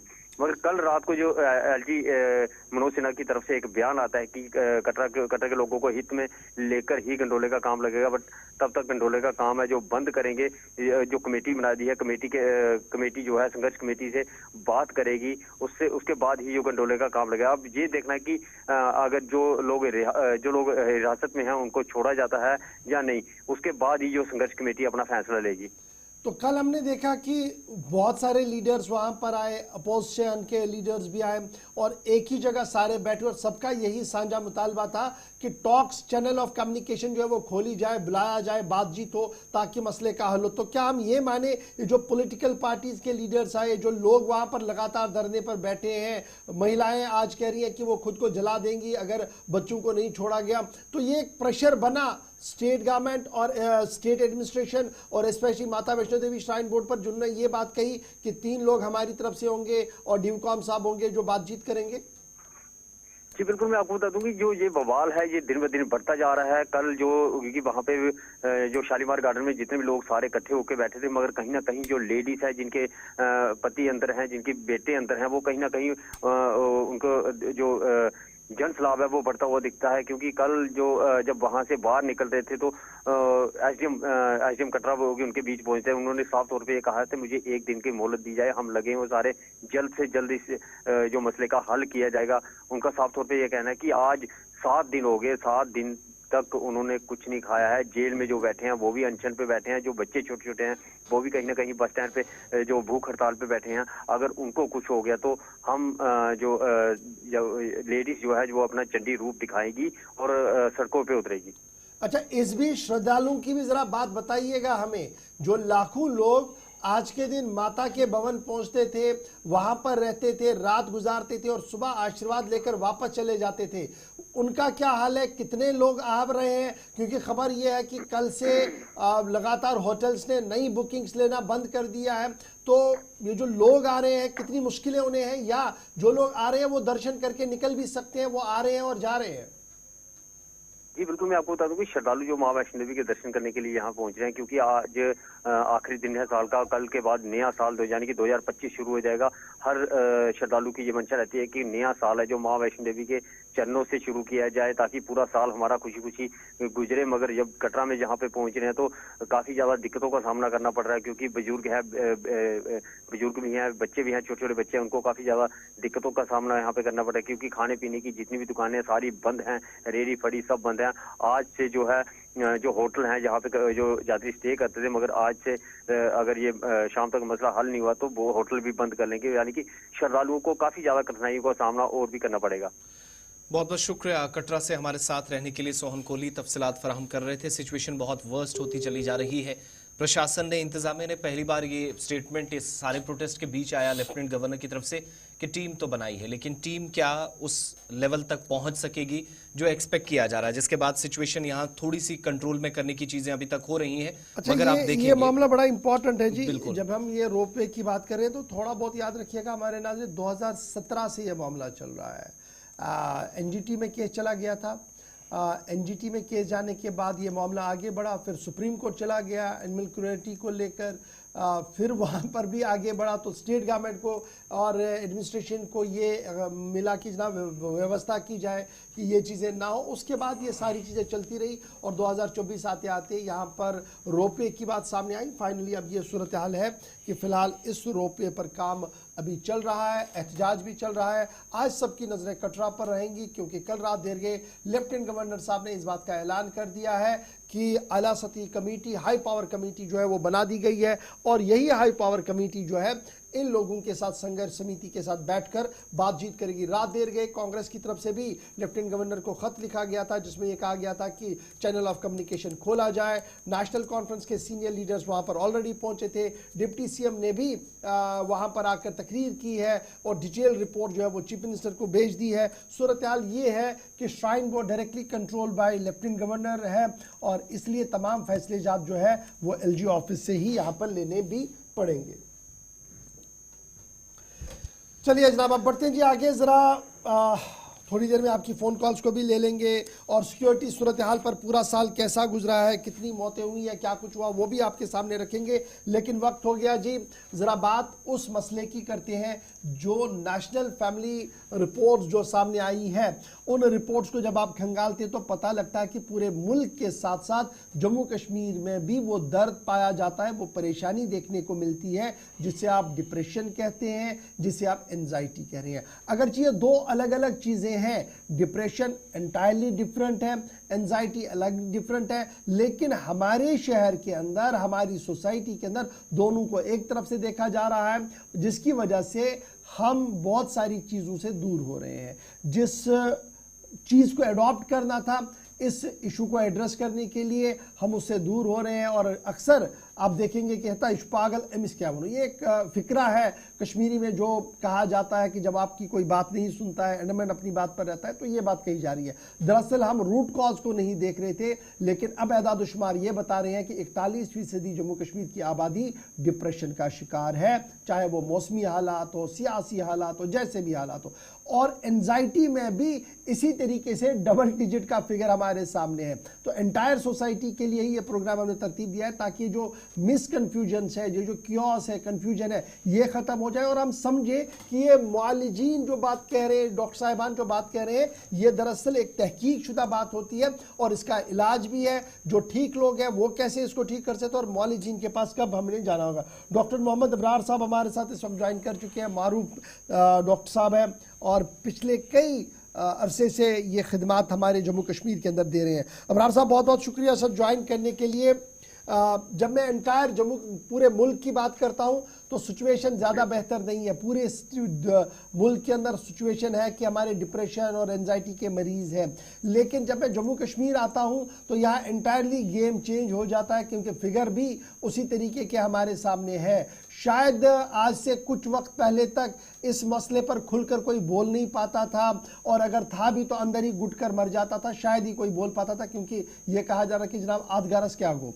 लेकिन अब आहिस्ता आहिस्ता करके ये मिथ टूट रही है, लोग डॉक्टरों के पास जा रहे हैं, लेकिन अभी भी इस पर जिस बड़े पैमाने पर बात होनी चाहिए, जितने बड़े खुलकर बात होनी चाहिए, क्या हम वो कर पा रहे हैं? एक तो इस पर आपके ओपनिंग रिमार्क चाहूँगा, और दूसरा ये बड़ा सवाल ये है कि डिप्रेशन और एंजाइटी अगर अलग दो चीज़ें हैं, दोनों का हम किस तरीके से अलग अलग इलाज खुद कर सकते हैं, और ख़ुद अगर कोई इंसान को लग रहा है कि वो इस मर्ज़ में मुब्तला है तो इब्तिदाई तौर पर क्या करना है और डॉक्टर साहब के पास कब जाना चाहिए?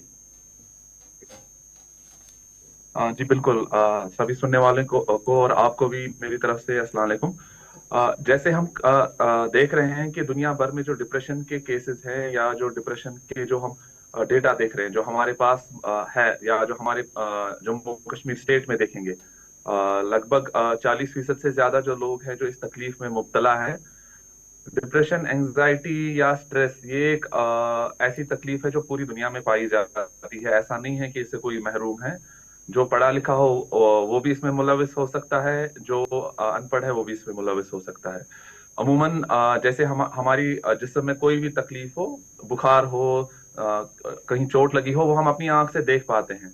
मगर ये जो डिप्रेशन और एंजाइटी है, ये कोई और देख नहीं पाता है, ये कोई और महसूस नहीं कर पाता है।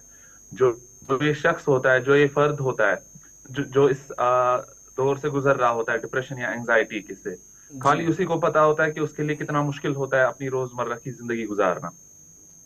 इसीलिए हमारी जो सोसाइटी है, हमारी जो कौम है, इसमें एक स्टिग्मा बना हुआ है कि अगर कोई साइकेट्री डॉक्टर से हेल्प लेगा या इस चीज के बारे में बोलेगा, उसको या तो कमजोर देखा जाएगा या तो उसको तंज किया जाएगा कि पागल के रूप में। जैसे आपने कहा कि हमारी सोसाइटी में बोलते हैं ये जो पागल, या कोई उसको पागल पागल करके चिढ़ाएगा, या इवन हमारे काम पे या हमारे जॉब पे, हमारे स्कूलों में उसको एक अलग नजरिए से देखा जाएगा कि नहीं, ये सही इंसान नहीं है, इसमें जहनी तकलीफ है, तो या तो इससे दूर रहो या तो इसके साथ बात नहीं करो। तो उसकी वजह से भी जो ये इंसान होता है, जो ये फर्द होता है, ये अलग थलग हो जाता है इस सोसाइटी से, जिसकी वजह से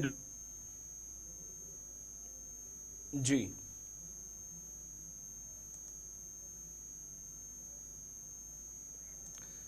डॉक्टर साहब से राब्ता शायद मुनक़ता हुआ है। ग्राफिक्स ज़रा प्ले कर दीजिएगा, कुछ आदाद-ओ-शुमार भी साथ साथ आपके सामने रखें, जिससे ये दिखाने और बताने की हमने कोशिश की जो साथ साथ चलते भी हैं पूरे खित्ते के अंदर। वैसे ये एक ऐसा मसला है जो किसी एक स्टेट या यूटी के अंदर नहीं है। उनसे जी डॉक्टर साहब बात कंटिन्यू कीजिएगा अपनी। जी, मेरा कहना यही था कि ये जो डिप्रेशन और एंजाइटी है, हम इसको अमूमन नजरअंदाज करते हैं। हमारी स्टेट में भी अगर हम साइकियाट्रिस्ट या काउंसलर्स के हवाले से देखेंगे, बहुत कम अवेलेबल हैं। तो उस हिसाब से हमें देखना चाहिए कि जो हमारी सोसाइटी है, जो हमारे लोग हैं, मीडिया है या बाकी जो फर्द है जो हमारी सोसाइटी के, वो इस चीज के रिलेटेड अवेयरनेस इतनी इंक्रीज करे, स्टिग्मा को इतना दूर करे कि ताकि ये जो लोग हैं ये सामने आए, अपनी बात बोल सके और इनकी हेल्प हो सके। अगर इन तकालीफ का पहले ही इलाज हो जाए तो आउटकम ठीक रहता है, एक इंसान अपनी जिंदगी अच्छे से गुजार सकता है। मगर अगर इनमें डिले होता है तो फिर दवाइयों की जरूरत पड़ती है, फिर बहुत टाइम लगता है, उससे उसकी अपनी जो निजी जिंदगी होती है, उसका काम होता है, उसकी पढ़ाई होती है, वो सफर होती है और वो दुनिया में जो उसकी स्टेटस होता है या जो उसकी जिस रेस में वो चल रहा होता है वो पीछे रह जाता है। डॉक्टर अबरार साहब, पिछले दिनों एक मेहमान हमारे साथ इस प्रोग्राम में थे, वो अपने तजुर्बे के हिसाब से बता रहे थे कि 90-91 के आसपास जब से उनकी नौकरी लगी तो तब वो 30 या 35 या 40 के आसपास लोगों का इलाज करते थे। आज एक अस्पताल में 150 या 250 अफराद आते हैं, जिसका मतलब 300-350 उनके हिसाब से। यही अगर फिगर्स लेकर चले 500-600 लोगों का पर डे इलाज होता होगा, जिनमें आप भी सर्विसेज प्रोवाइड करते हैं, काम करते हैं, लोगों के साथ मुलाकातें होती हैं। जो लोग आते हैं जहनी मर्ज में अगर मुब्तला हैं, किस नौइयत की ये परेशानी होती है और क्या एग्जैक्टली ये यकीन दिलाया जा सकता है इब्तदाई मरहल में कि बहुत जल्द आप इससे निकल जाएंगे, छुटकारा मिलेगा और पॉसिबिलिटी है कि वो जो पहले वाली पोजीशन थी वापस उसमें ये बीमार शख्स आ सकेगा या डिप्रेशन में मुब्तला शख्स वापस वहां पर पहुंच सकेगा? जी बिल्कुल, जैसे आपने ये बताया कि जैसे 91 में जो डॉक्टर साहब जी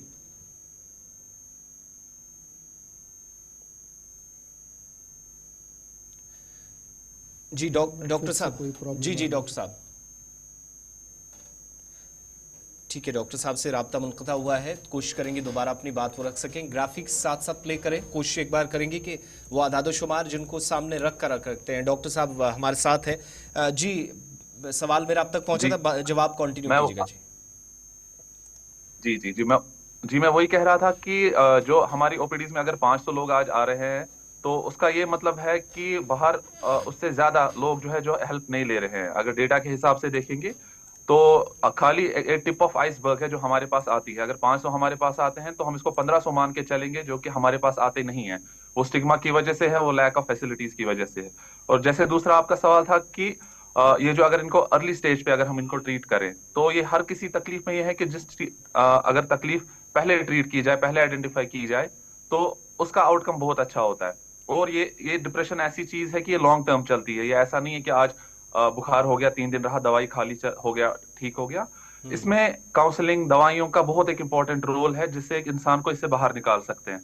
तो हमेशा हमें कोशिश करनी चाहिए कि अगर हमें लगता है कोई हमारी सोसाइटी में, हमारे घर में, हमारे आसपास में, फ्रेंड्स में कोई भी ऐसा हो जो इस तकलीफ में हो, उसको धिक्कारना नहीं है, उसको तंज करके उसको डॉक्टर के पास लाना है, उसकी हेल्प करनी है, क्योंकि जितना जल्दी हम उसको देखेंगे उतना जल्दी वो वापस अपनी नॉर्मल लाइफ में जा सकता है। अच्छा जी डॉक्टर साहब, ये भी बड़ा इंपॉर्टेंट है। अक्सर हम देखते हैं कि कुछ माहिरीन का मानना है कि अगर पेशेंट को थेरेपी दी जाए, चाहे वो बातचीत की हो या कुछ और भी हो, जो साइकेट्रिक हजरात या क्लिनिकल साइकोलॉजिस्ट जो है वो करें, तो ये बहुत जल्दी रिकवरी पे आएगा, रादर वो मेडिसिन ले और सब चीज़ें करें। एक तो इस पर भी कहें कि क्या ये कैटेगरी होती है, कब क्या मेडिसिन देना, कब नहीं देना, या क्लिनिकल थेरेपी एक बड़ी इलाज है इसका?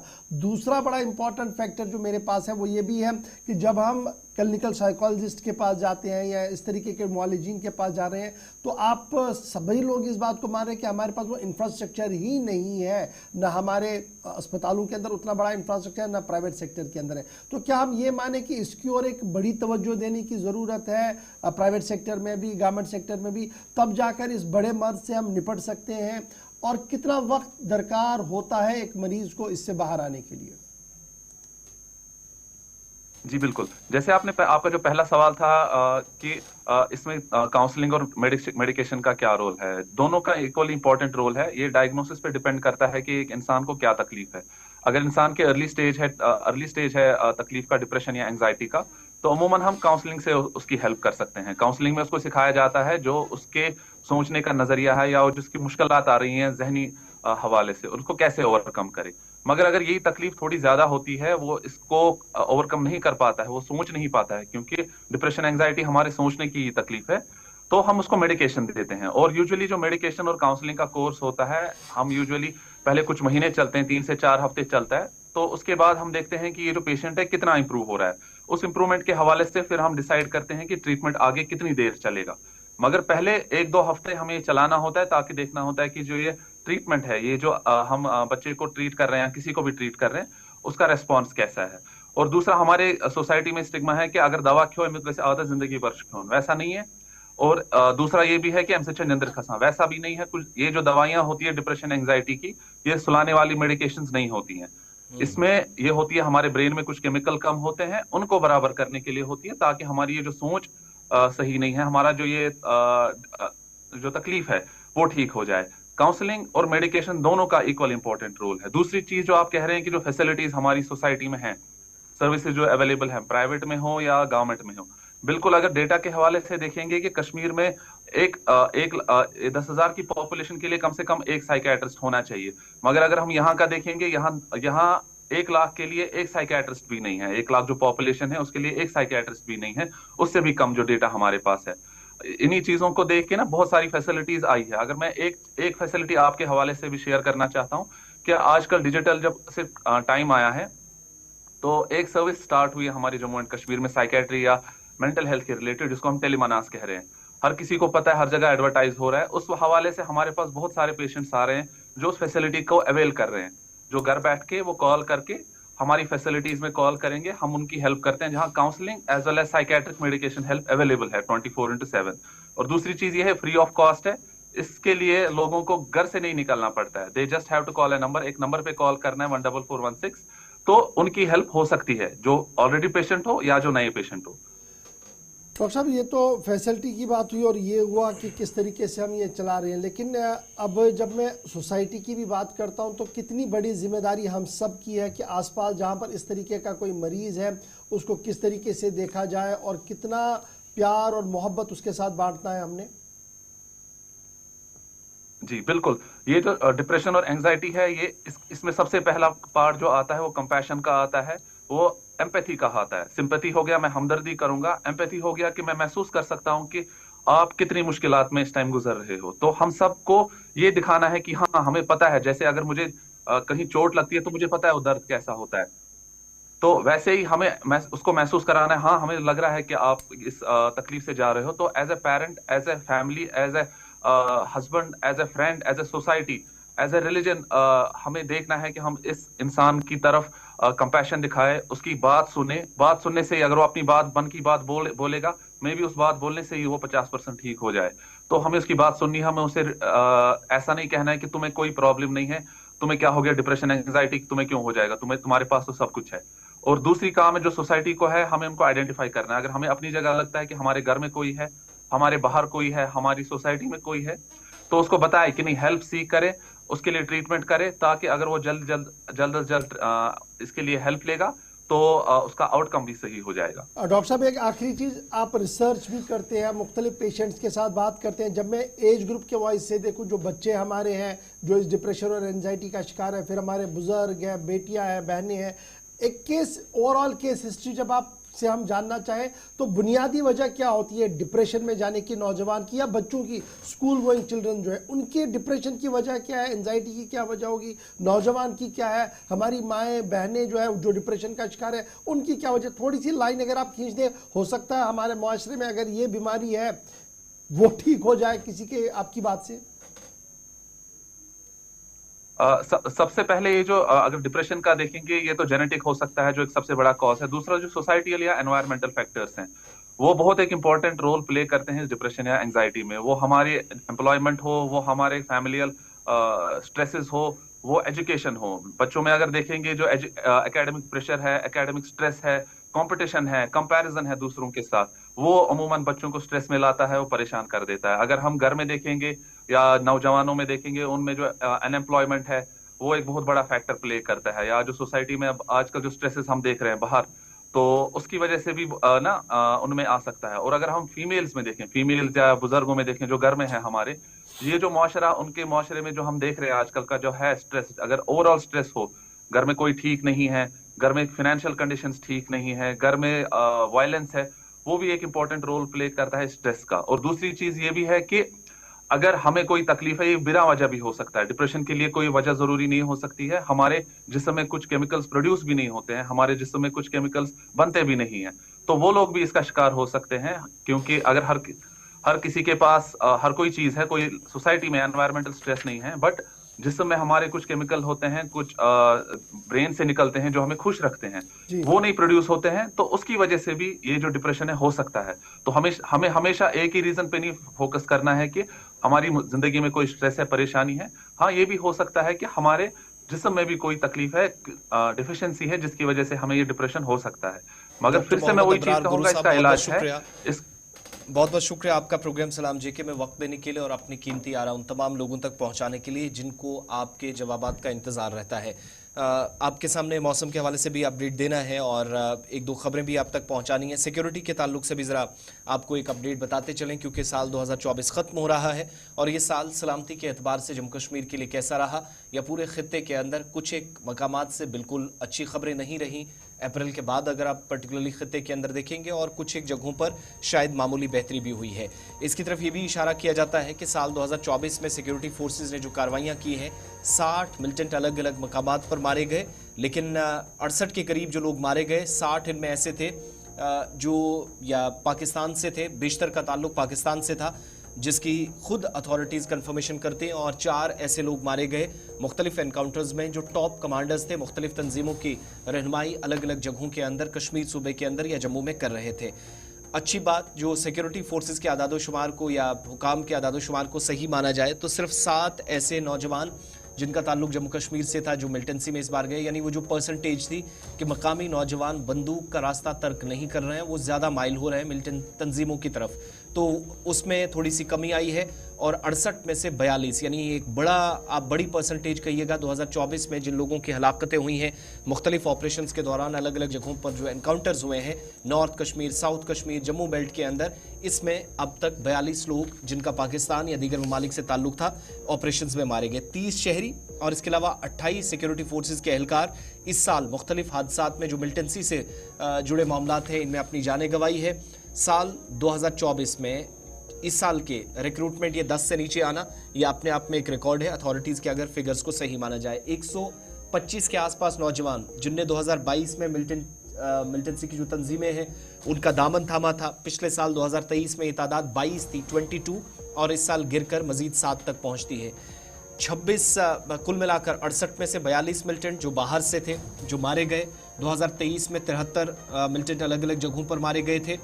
2020 में 221 लोग थे, 2019 में 157, 2020 में 221, इसके अलावा 2021 में 180, 122 के 2022 के आसपास 180 लोग, 187 मिलिटेंट 2023 में, और इस तरीके से अलग अलग जगहों पर एनकाउंटर्स में ये तफसीलात जो आई हैं।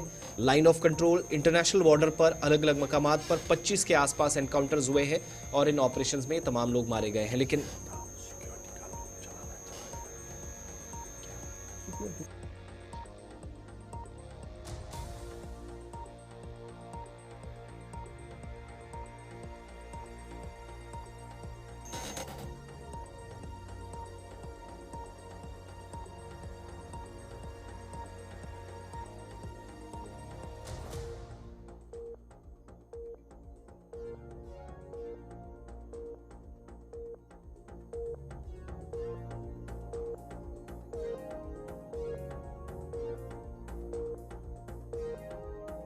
सिक्योरिटी के हवाले से, क्योंकि साल 2024 अपने अख्तिताम पर है, मिलिटेंसी अपने आखिरी पड़ाव पर है, दावा पेश किया जा रहा है। 30 सिविलियन रवा साल के दौरान मारे गए हैं। 28 सिक्योरिटी फोर्सेस के जवान भी मुख्तलिफ सिक्योरिटी एजेंसीज़ के जो है वो इस साल के दौरान मारे गए। 4 बड़े कमांडर्स भी मारे गए हैं जिनके तफसीलात थोड़ी देर पहले आसिफ ने आपके सामने रख दी है। ताहम उधमपुर, किश्तवाड़, डोडा, राजौरी, कुपवारा, बांडीपुरा, बारामूला ऐसे जिला रहे जहां पर लगातार एनकाउंटर्स हुए और श्रीनगर में भी बैक टू बैक 2 एनकाउंटर्स हुए जिसमें मिलिटेंट मारे गए और ये इस साल के 2 एनकाउंटर्स बड़े अहम माने जाते थे जो श्रीनगर के अंदर देखने को मिले हैं। इसके बाद जरा चलते चलते अब आपको ये भी बताते चले कि इस रात यानी जो गुज़श्ता रात है वो किस तरीके से गुजरी है। महकमे मौसमियात ने जो पेशन गोइयाँ की थी क्या उसी के मुताबिक रात गुजरी है या नहीं है, क्योंकि दर्जा हरारत में एक बार फिर कमी देखने को मिली है और दर्जा हरारत -3.5 शहर श्रीनगर का रहा और झील के किनारे मुंजमिद नजर आ रहे हैं। काजीगुंड के अंदर -7.5, सरतरीन इलाका ये भी है। पहलगाम -8.4, -8.4 है सबसे सरतरीन इलाका। और उसके बाद गुलमर्ग जहां पर सबकी नजरें हैं क्योंकि अब आहिस्ता आहिस्ता करके नए साल की तकरीबात भी वहां पर है। फिर खेलो इंडिया का भी एक हिस्सा वहां पर होने वाला है तो उससे कबल -11.5 डिग्री गुलमर्ग के अंदर रहा है और कुपवारा -0.1 डिग्री रिकॉर्ड किया गया। सोनमर्ग की बात करें तो -7.4 डिग्री रिकॉर्ड किया गया है। कोकरनाग के अंदर -5.6 डिग्री रिकॉर्ड किया गया है। पुलवामा के अंदर सरतरीन रात -6.8, बडगाम के अंदर -4.4 और शोपिया के अंदर भी -9.1 डिग्री सेल्सियस रिकॉर्ड किया गया है। जम्मू चलते हैं तो जम्मू की सूरत हाल ये है कि जम्मू के अंदर दर्जा हरारत 7.1 डिग्री रिकॉर्ड रात का किया है। आज पूरे दिन धूप रह सकती है और बानिहाल के अंदर -2.3 डिग्री, भद्रवाह के अंदर भी -1.4 डिग्री। ताहम कटरा और किश्तवाड़ के अंदर 5 और 3 डिग्री रिकॉर्ड किया गया है। सांबा के बाद जब हम आगे बढ़ेंगे सांबा के अंदर 7.2 डिग्री, पुंछ के अंदर 3.0 डिग्री रात का दर्जा रिकॉर्ड किया गया और लद्दाख आते आते -14.0 डिग्री करगिल के अंदर, लेह के अंदर 11.0 डिग्री और द्रास आते आते सबसे सरतरीन इलाका जहां पर दर्जा हरारत -18.4 डिग्री सेल्सियस रिकॉर्ड किया गया है। तो चलिए जनाब ये तो थी दर्जा हरारत किस तरीके से रात गुजरी और आज भी यकबस्ता हवाएं हैं। महकमे मौसमियात की पेशन गोई है, बालाई और मैदानी इलाकों में हल्की से दरमियाना दर्जे की बर्फबारी हो सकती है। आप अपना ख्याल रखिएगा। नए साल में आपके साथ मुलाकात होगी। जब तक के लिए आप बने रहेगा हमारे साथ। खबरों और तज्ज़ियों के लिए बराबर गुलिस्तान न्यूज़ आपके साथ है। मुझे दे इजाज़त। अल्लाह हाफ़िज़।